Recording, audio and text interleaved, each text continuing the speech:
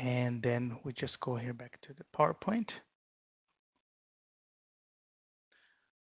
And let's get started. I think I just need to swap the displays here. There you go. All right.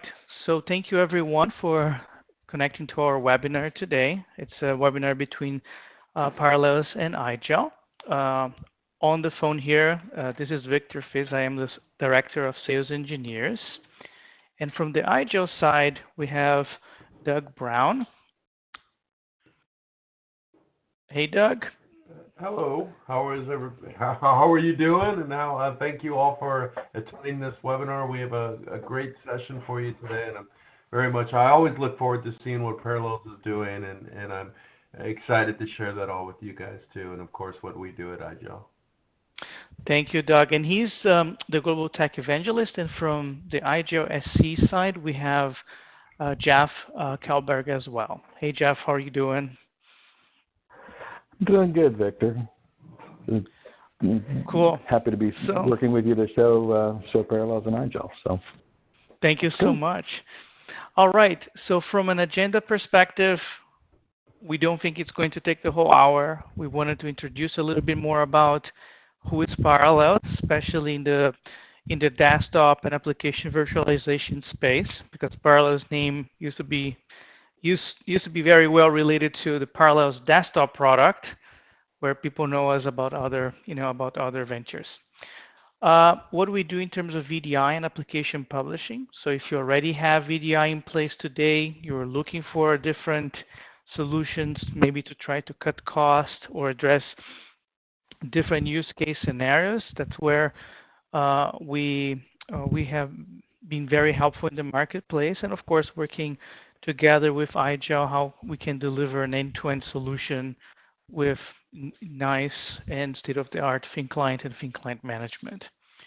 If you have the interest, we can talk about some case studies, how we position ourselves together, and of course, a demonstration how the technology works from a Parallels perspective, how you admin and add applications and so on, and of course, how that it's seen and presented and used throughout the IGEL hardware platform. If you have any questions, please post them in the chat window, and we'll be addressing during the webinar or even in the end of the session. So, like I mentioned about Parallels, we were highly known about running Windows on Macs, which is Parallels Desktop and Parallels Desktop for Business. We are also in the space on the Parallels Mac management, using SCCM as a main framework to connect Mac management to it. But the big topic today is related to Parallels Remote Application Server. Sometimes we call it RAS or just Remote Application Server. So we'll see the terminology here and they're changing throughout the presentation. So basically, this particular solution started more or less 11 or 12 years ago to manage remote desktops, and the technology evolved to either work nowadays with large enterprises and of course ISVs or managed service providers. So if you have applications that run on specific versions of Windows servers or the latest versions of Windows servers, and you want to deliver them to end users, it's a good use case for us. On the other hand, if you're looking to deploy VDI or have the ability to do auto scaling for VDIs and servers, it is another area that we work. Of course, on-premise side and on the big clouds like using AWS and Azure. Throughout the Parallels remote application flow, most of our customers in the past used to be on in the SMB market space, but as I just mentioned, it's evolving and growing not only so much into the hundreds of users, but we're moving as well to the thousands of users. We have more than 5 million individual customers or 50,000 businesses using Parallels technologies. And of course, most of our customers are in healthcare, manufacturing, and education.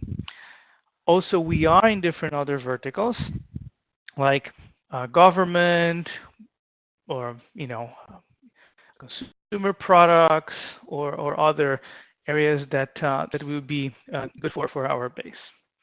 Now, on the overview side, these are the main use cases that we work. So easily delivering Windows applications throughout Microsoft RDS and RDSH. Very, very soon, when Microsoft starts working with Windows Virtual Desktops, which is planned apparently to come out more or less in Q1, we're going to also serve a new use case for Windows 10 multi-session on Azure.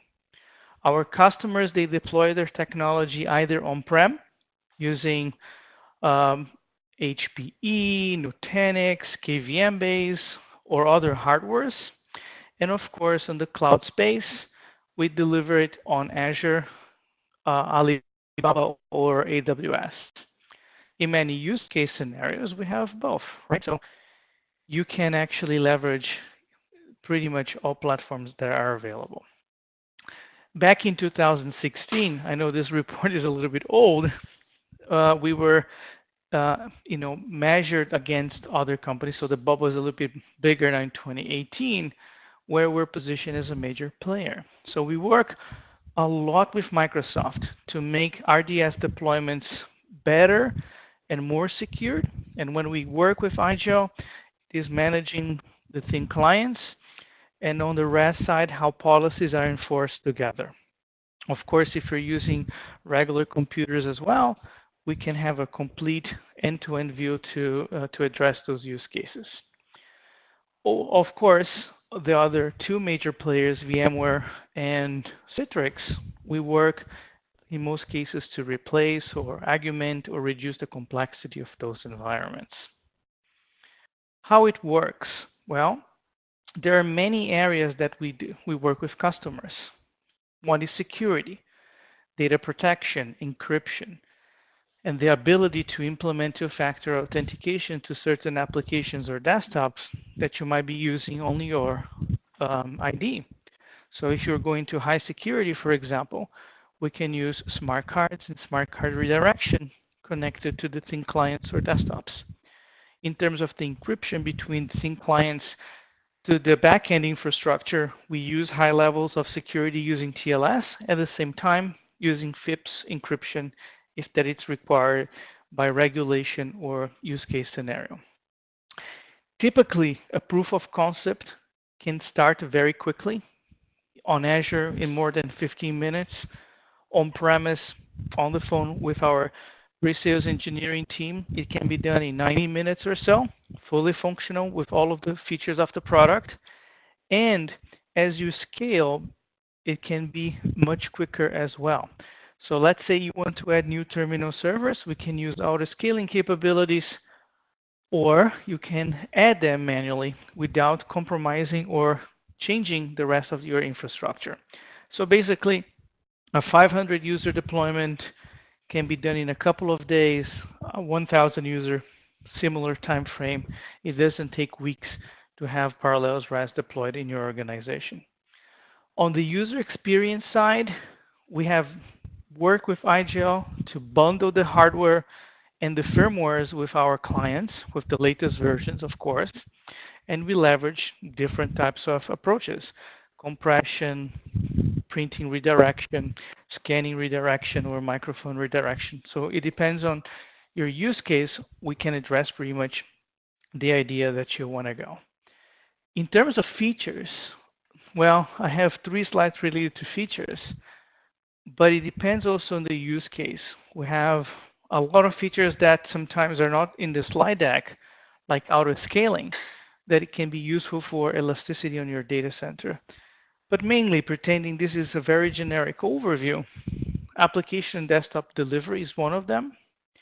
And if you're using the latest and greatest versions of Windows servers, we work with Microsoft to deliver the same or even better experience using remote FX capabilities.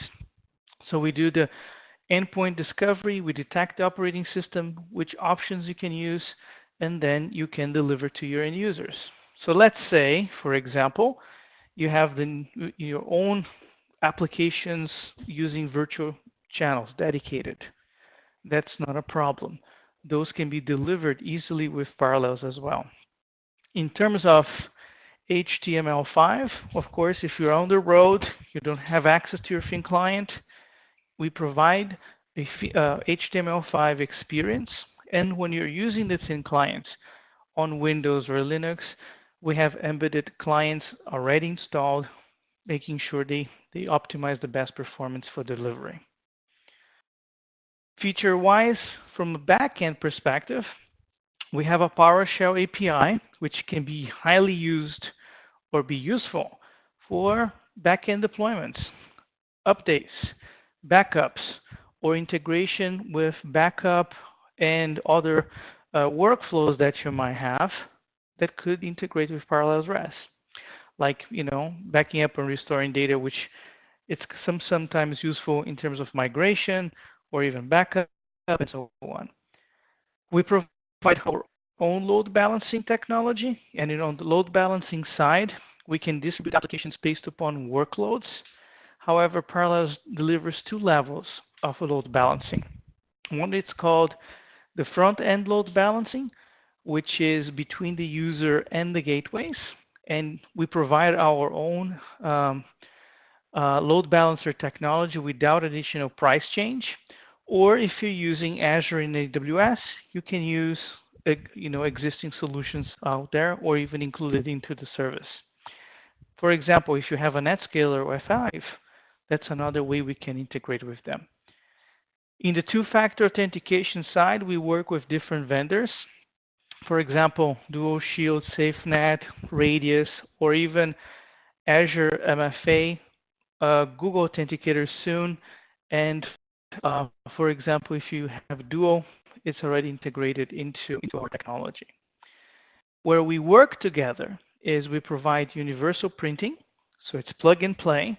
We map the printers that you have, thin clients, and if you're on the road, we do a universal printing redirection on HTML5 and client control. So in IGEL, you can control the deployment and settings, and or in Parallels, you can set, depending on the user ID, what kind of capabilities users will be leveraging from the technology side. So when we talk about VDI, which is super trendy terms, in VDI space, we work with different technologies and hypervisors. So if you have Nutanix, Lenovo, HPE, we integrate with those vendors at the hypervisor level. So with Nutanix, for example, of course, we're using Acropolis to interface with those hardware vendors. With HPE, it doesn't matter what or which hypervisor you use. So we communicate with that. We can control it using templates to deliver the VDIs.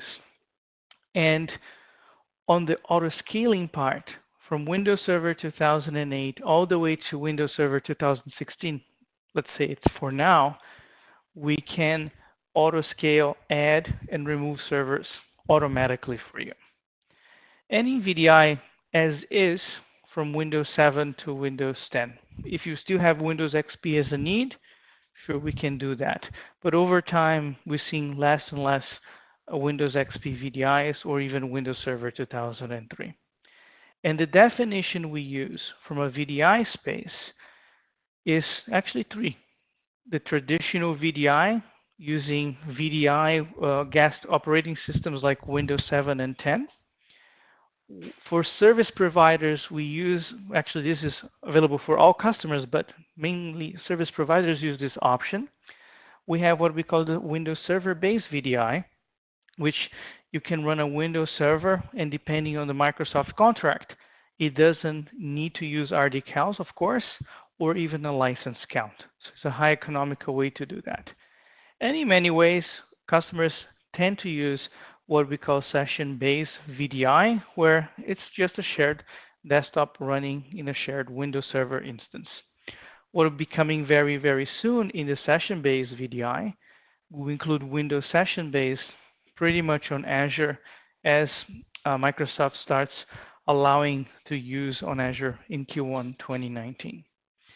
And from an IGEL perspective, here, Doug, I need your help for a little bit to cover the next couple of slides and talk a little bit more about what you guys do from a management and and deployment of IGEL technology. You got it. Thank you so much, Victor. Thanks everyone again for joining. I want to talk real quick about it, and we're going to definitely show it to you because at IGEL we believe that seeing is believing, and when people see what we do, they instantly get it. But before we do that, I'll try to explain who we are.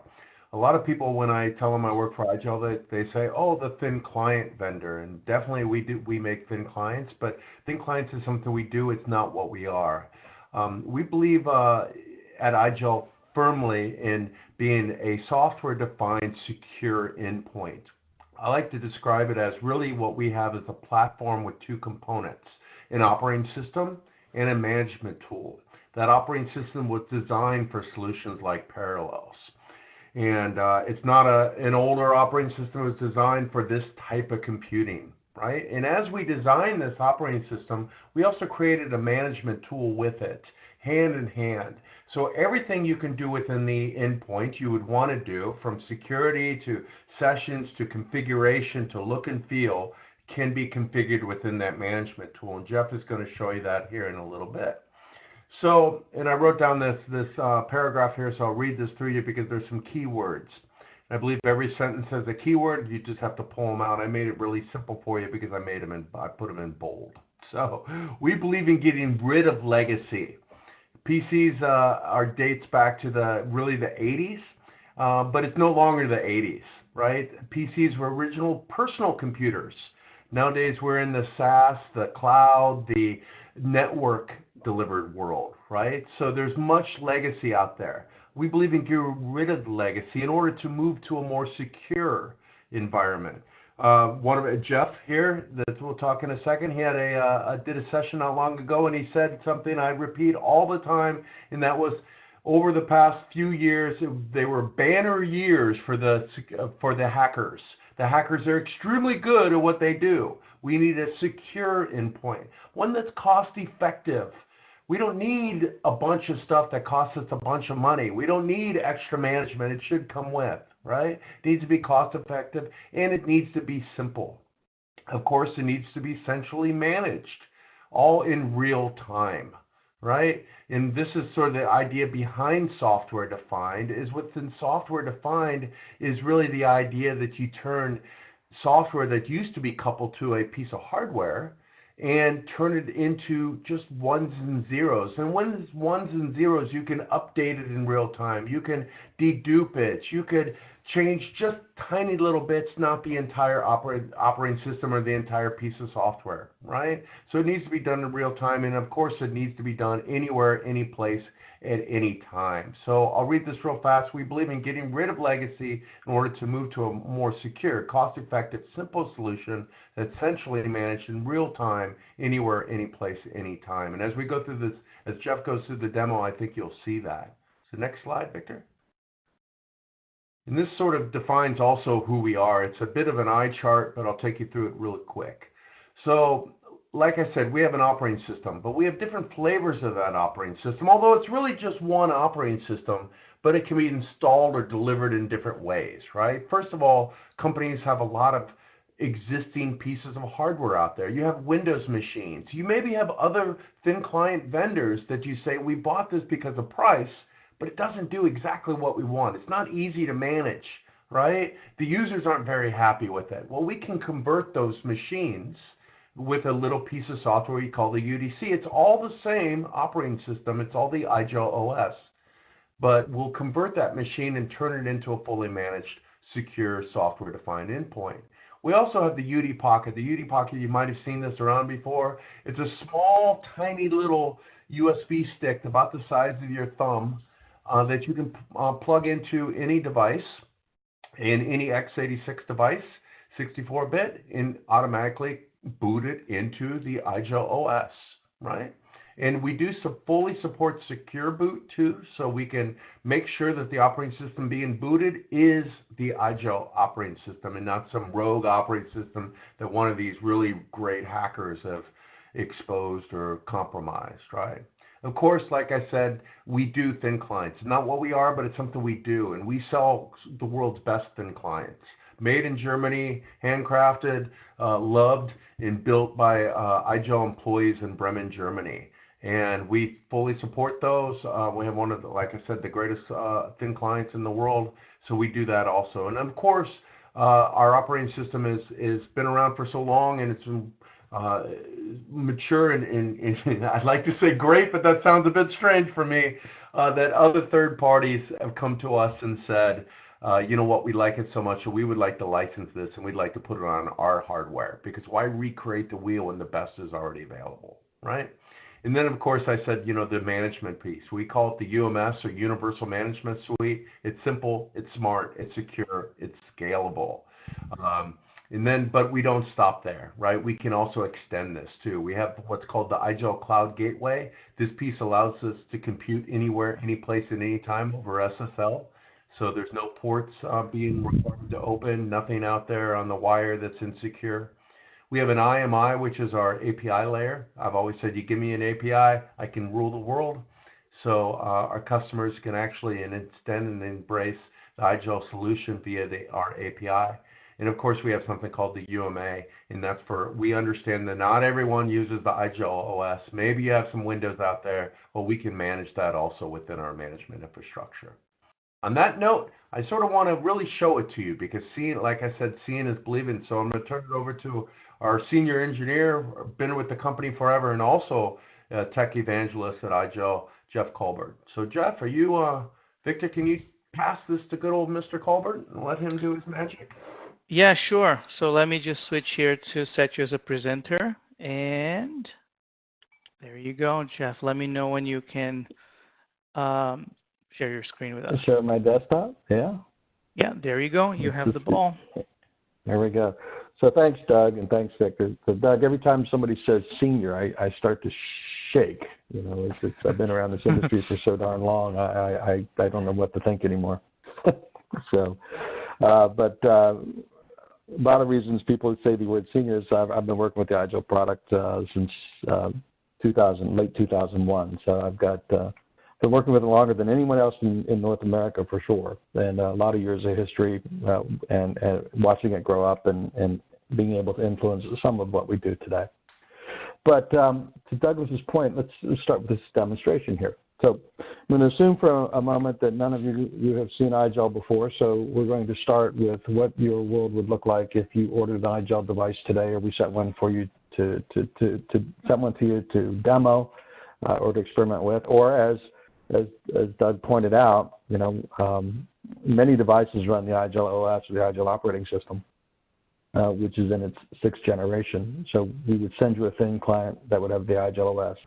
We could send you a UD Pocket, or you might have picked one up at a trade event that has the IGEL OS on it, because it's available using Secure Boot. Or you can install the IGEL OS, and we make that available through this product called the Universal Desktop Converter, which is in its 3rd version of that. We call it the UDC3 today. But it's all about the IGEL operating system. And whatever the IGEL operating system is running on, okay, when you boot up that device the first time, it's going to come up and it's going to look a little bit like this. And we're going to have and it's going to look very familiar to us, because we're going to see things like a wallpaper, we're going to see things like a taskbar, we're going to see little icons and such over in the lower right-hand corner, akin to a system tray. We've gotten used to that, and over on the left-hand side, there's some other icons. It's been a number of years, but back in 1995, I think Microsoft started to get us to think about this concept of a start button icon possibly being in the lower left-hand corner, and us being technical people, you know, we might go over here and, before reading any documentation, click and see what damage we might be able to do, and sure enough, it pops up some kind of menu here. We probe around inside here. This is your first time in front of an IGEL device, and you might ultimately find your way into the setup utility, because, heck, why would we read any documentation? We can figure this stuff out. This is what we do for a living. So I'm just going to launch this IGEL setup utility. This is the interface for everything that we configure. It's a Linux OS. People have said to me for years, well, we don't know Linux. Well, that's okay. You don't need to know Linux. You're using Linux today everywhere. It's in your phones. It's in your automobiles. It's in your digital video recorders. It's in your television sets. It's in so many places. We don't need. It's the hidden operating system, if you will. But it really is about the user interface, and we do this very, very well. So The IGEL setup utility is where we configure everything. So if I want to come in here and I want to configure sessions because I want to configure my connection to Parallels client, I can come down here and I can add a Parallels session to the system. If I want to work with the user interface and how the device presents to the user, maybe do something here graphically for us, so I might come down to the desktop area where I want to now define my background. I might come in and say, hey, I don't like this blue wallpaper. I want to maybe have a orange wallpaper. I make that change. Whatever changes I make inside the setup utility, when I'm done, I click on OK, and that commits that change to the device. Okay, in a matter of moments here, we're going to have orange wallpaper. And I like to start with the thin client because people, you know, we get a chance to see what it is. Okay, the truth be told, it's all about management. It's all about what we can do with this operating system. And at the end of the day, you're not sitting in front of an individual device and managing devices one-off. This is something we did back in the early 80s. Today, we don't do that.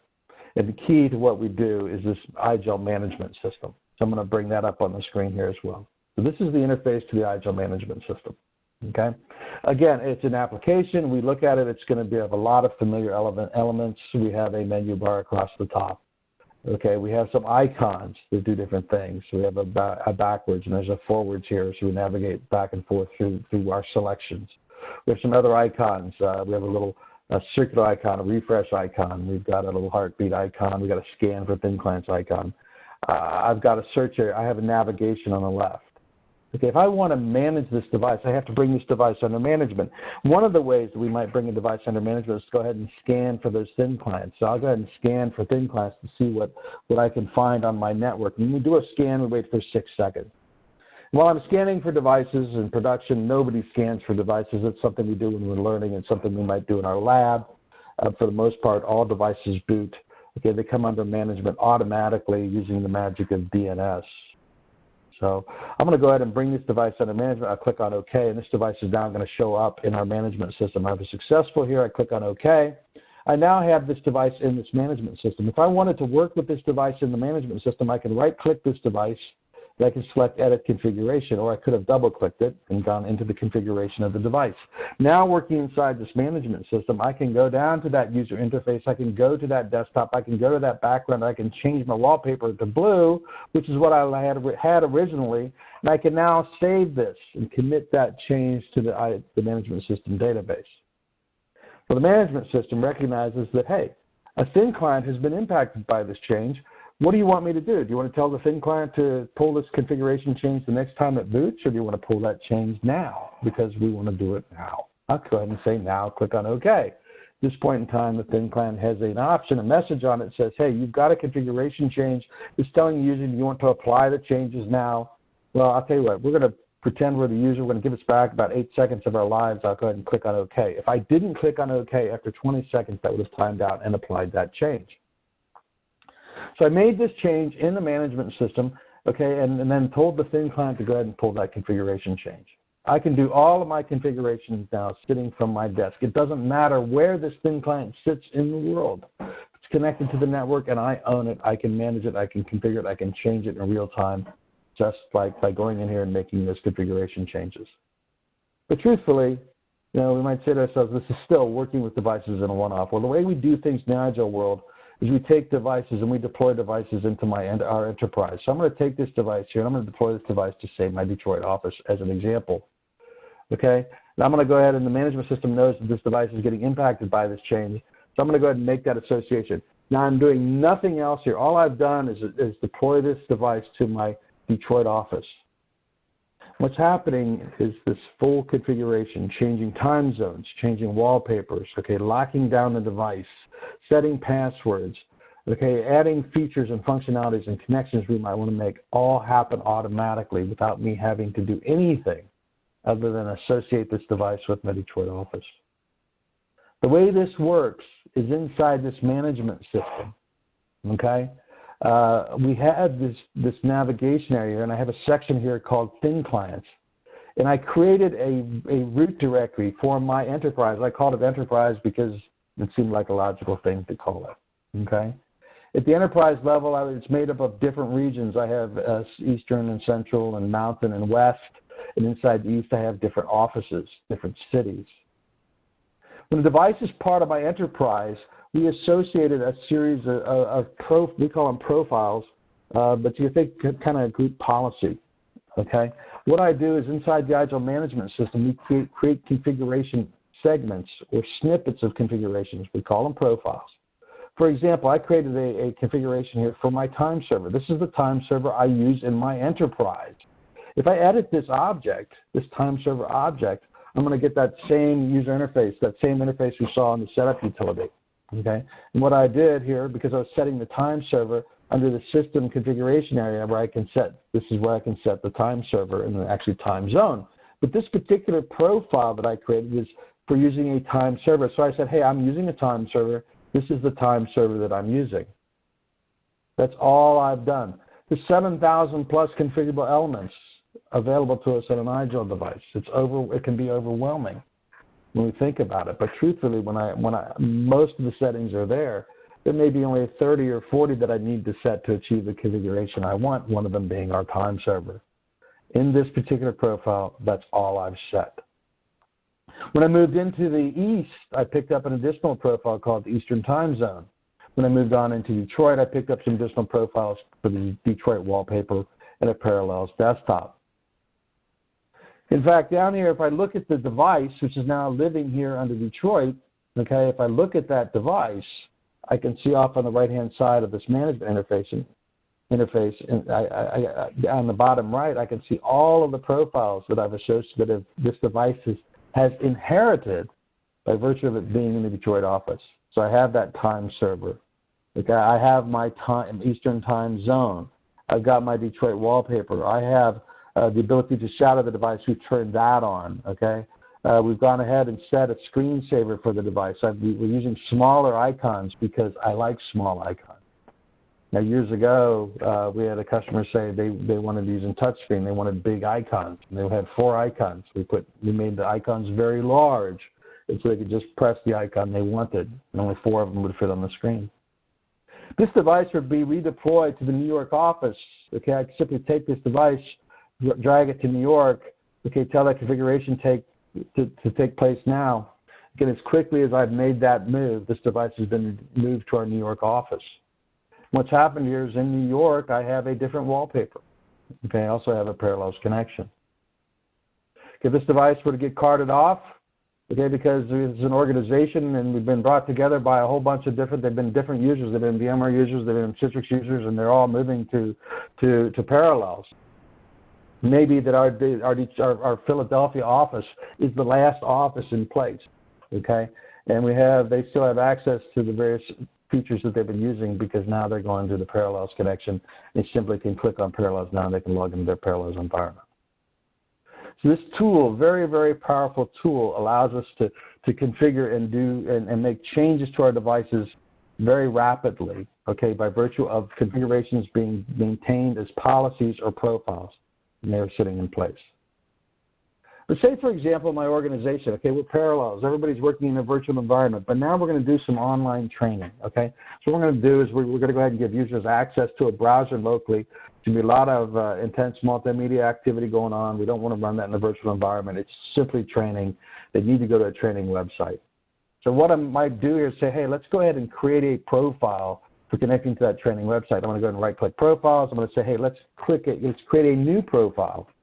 Okay, and I might call this, corporate, we'll call it corporate training because I don't want to watch me type too much here. And I'll go ahead and click on OK. At this point in time, okay, we're going to add a browser session here. So I'll click on Sessions. I go down, I have Browser here. I'll go to Browser Sessions. Okay, and I'll go ahead and add a browser session to the device. I'm going to call this Online Training. Okay, is what we're going to have the icon on the desktop called. We'll leave this icon on the desktop. I'll also put it in the Quick Start area, which is down here on the taskbar next to the Start menu icon.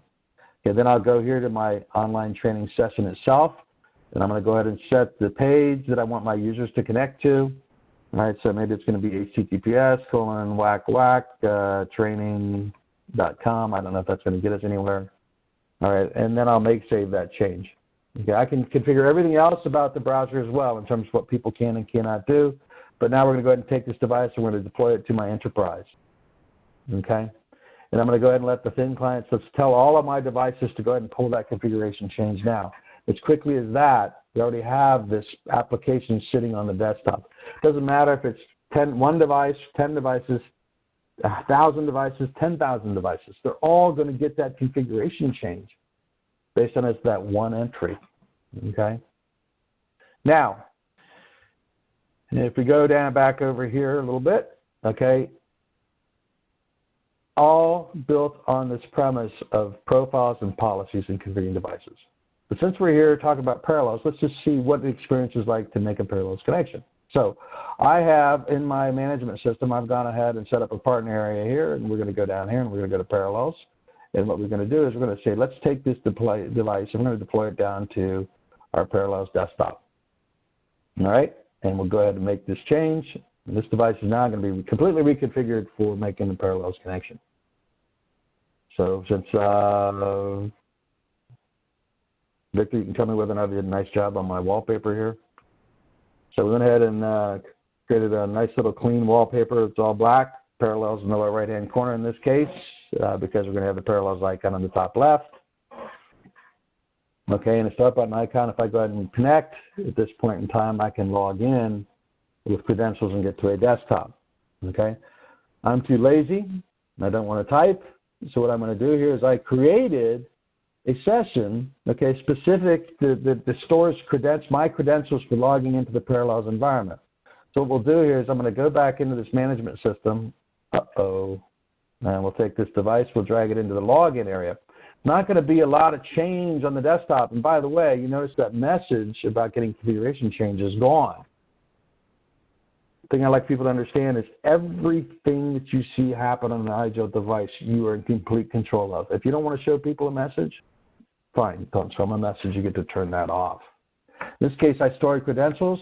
I configured this session to automatically connect to the environment, authenticated it immediately. I'm going to click on the UMS demo. I'll go ahead and hit that virtual desktop. Okay, and it's going to head and make that connection to the Parallels environment. While it's logging in, I'll come back over here and talk about the fact that this full configuration, I started with a Parallels container, okay, a partners container where I added configurations to the device with my small icons and my shadowing of the device. Okay, I then went to Parallels and I got wallpaper and a boot splash. I went to the login and I stored that session right there, the login credentials. If I want to shadow the device, I can simply right-click it. Let's say I will go down here to shadow that device. I'll go ahead and connect because I don't have a password on the shadowing. Okay, and we see the shadow right here. Okay, as simple as that. I'll go ahead and close that shadowing. This automation that we see is incredible. Okay, in the IGEL management system, we realized that people want to be able to manage devices and really have a platform that so they don't ever have to think about. So I'll go back. Every device, when it boots out of the box, will reach out to the management system by being able to resolve a specific name using DNS. We then have the ability to create directory rules, okay, where we can go in and we can say, hey, based on how a device is postured, what network it's on, maybe what its name is, where it's coming from, other aspects, what kind of monitors plugged into it, whatever the case may be. Okay, that device will profile that device, and we will place it in the directory tree automatically, okay? And a configuration will be sent down to the device on its first boot. All of this can happen automatically, and no one ever needs to touch the management system once it's in place and set up and running. Because a lot of people want to have a device that I'm going to go ahead and disconnect from our session here. So I'll click on here. We'll go ahead and disconnect. And I'll finish this up by saying a lot of people like to have a device, okay, that starts automatically when the device is powered on. So what I did this time around is we said, hey, let's go ahead and configure this session. All right, we'll go ahead and I created this session here for the Parallels connection. I'm going to edit that. I'll share with you what we did. Went down into the sessions area. Okay, went to the Parallels client. Okay, added a session here. I called it Parallels Applications. Okay, took it off of the desktop. Okay, I've left it in the Quick Start panel over here. If I hover over that, you'll see that it'll pop up a little tooltip called Parallels Applications, that tooltip there. Okay, I've set this to auto start when the device boots. I've gone in, I've configured my connection, okay, hitting the US demo parallels RASnet site. Okay, connected my security, my method for connecting is using SSL certificates encryption, okay, on port 443, and then I can go configure the experience and the network settings, proxy, any other settings around this configuration. That's all done automatically. Since this is set to auto start, I'm going to go ahead and take this device. I'm going to go ahead and reboot this terminal right now, and we watch this reboot, okay? We go over here, and we'll see this reboot, and when it comes up, all right, we should automatically see the login for the Parallels environment. This is the famous last words. We are rebooting, are we not? The joys of the live demo. There you go. It's restarting the client. We're restarting the client, exactly. This is the difference between Linux and Windows. Right. Well, while the machine is coming back, just to highlight a couple of things. When Jeff connected to the Parallels environment, we created a profile for him where the connection is set to publish certain applications. So depending the person, persona, department, and such, applications will be presented differently. So it could be just a shared desktop, it could be only an application, and of course the customization can come across as what Jeff mentioned. Look at that, it's coming back here. A question that came across, how much Parallels cost. We have a single tier, which is $100 per concurrent user per year, and we have special pricing for service providers and ISV. So there's no different tiers. It's a single tier for the entire solution set. Sorry, Jeff, carry on. No, we're doing good. And I'll go ahead and log in. And of course, we saw that boot up automatically and come under that login screen. And now we go back to that virtual desktop, which of course we just disconnected from before, and we're back in as quickly as that. And the beauty of that management system is it doesn't matter. I mean, the way this is running, I always like to describe my environment. I'm running Windows 10, but I'm a Linux fiend, so I have Linux underneath. I'm running my Windows 10 in a virtual machine. Okay, I'm making a remote desktop connection to a virtual IGEL device that's sitting underneath. Mm-hmm. Okay, and the management system running on Linux on another system. We're using a management console that's Windows connected. So it's there's a lot going on here, but it all just works. So if Victor had a machine and sitting in front of him, and I brought it under management, I could have done all of this same work and on his machine, even though he's sitting in Florida and I'm in Ohio. Or I could have controlled Doug's machine and he's sitting in Germany. And done it all from the management system that I'm using right here. It's a powerful, powerful tool. Like it allows, we have one customer that we like to talk about often, and called Luxottica Retails. We know them as LensCrafters and Pearl Vision and Sunglass Hut and Oakley. And realize that they have over 25,000 IGEL devices around the world. One person spending roughly a third of their time, okay, managing all those devices. It's a very, very powerful tool that's available to you when you're working with the Parallels. And with that, I'm done on the demo. Cool. So great job, Jeff. So what I wanted to just to highlight very quickly on the usage part, I also have an UD Pocket actually that I use pretty much all the time. And the idea is keep it simple. Publish your applications and use it. And if you're interested to work in a proof of concept with us, there are a few ways to do that. The first one is we can use your own environment, which means we can install Parallels and IGEL and play around that with you. So let me just share my screen one more time here. Or we could use it on cloud services using AWS or Azure. And of course, if you want to use a hybrid scenario where in education, healthcare, or even in manufacturing or other industries that you might be, could be a great option for us. And just to illustrate, this whole model with you, this is just a quick slide to show that option that it can start from the Parallels website. And the last piece, what I wanted to highlight is just, let me share here. Sorry, I wanted to share here my browser for a moment. If you are on a browser and you are on the road, your Fin clients are available, or you can start POC, you can find information about us. So the same thing, using the Fin client, HTML5 is also available. So when people are on the road, they cannot access their infrastructure. So it's simple to be used. And similar to the same experience we had in the Fin client, we can launch the applications or even desktops using the similar experience. So if I want to open, for example, Microsoft Office and use it from here, it uses our own printing technology. So opening here a file, and if I decided to print it, for example, it's very intuitive and easy to use. So we use here the HTML5 universal driver. It's like printing a boarding pass and so on. So the same experience in the Fin client here as well.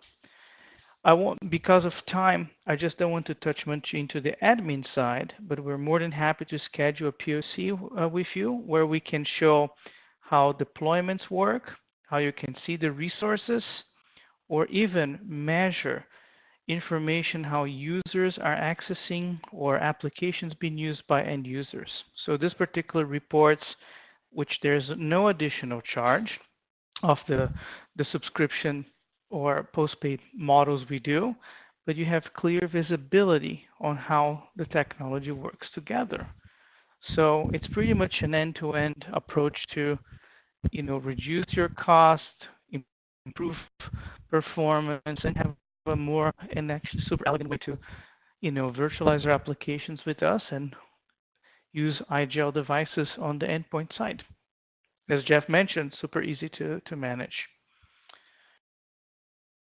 So let's move to the last slide, which is a thank you slide. And actually, probably we can take a look if there are any questions from the audience. So there's here a question. Do you guys, and this is for the sales guys, Dennis and maybe Douglas can cover, do you guys special pricing for education?